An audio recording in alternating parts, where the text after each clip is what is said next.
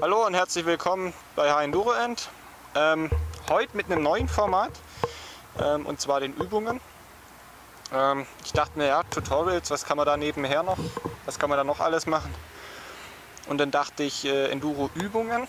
Einfach Übungen, die einem gute Balance geben, wo vielleicht das Kupplungsspiel verbessert wird, ein bisschen mit dem Gas vertraut werden. Und da fangen wir heute gleich damit an.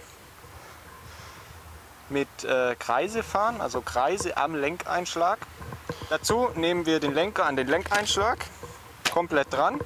Links oder rechts, spielt eigentlich gar keine Rolle, könnt ihr beides mal versuchen, ist vielleicht beides einfach mal abwechselnd.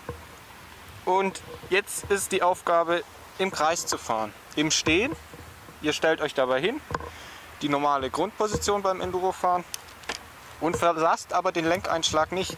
Das heißt, er bleibt immer so. Wenn ihr ein bisschen nach vorne lenken müsst, dann ist schon durchgefallen.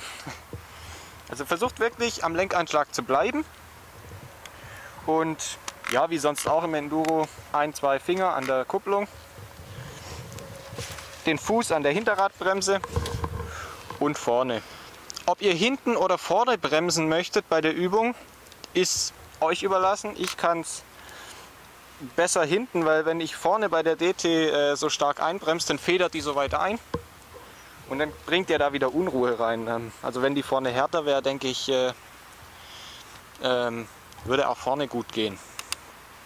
Müsst ihr einfach schauen, wie es euch am besten liegt, ob vorne bremsen oder hinten bremsen.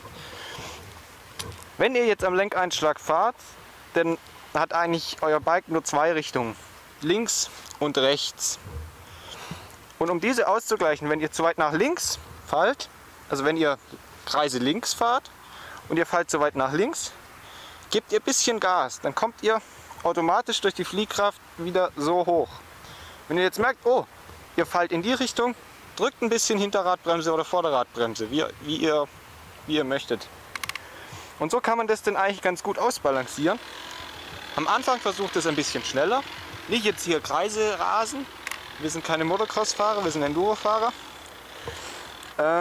Und versucht dann wirklich langsamer zu werden. Langsamer zu werden, wirklich auch mal anzuhalten.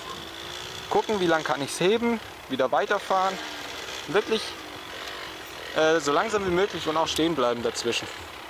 Und ihr merkt, es klappt immer besser mit der Zeit. Und irgendwann kann man es echt so 2-3 Sekunden auch mal halten.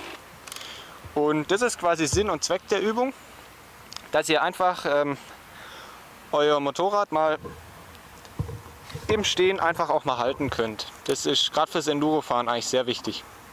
Schreibt es in die Kommentare, wie ihr das Video jetzt auch hier fandet und ob ich da mehr von machen sollte. Ich denke, da findet man ganz gut Themen, zum Beispiel wie Rückwärtsfahren oder sowas, dass man da noch ein paar Themen hat. Und auch wenn ihr Themenvorschläge habt zu den Übungen oder eben auch zu Tutorials, dann schreibt sie in die Videobeschreibung, in die Kommentarbox unten. Dann können wir da auch wieder Videos machen.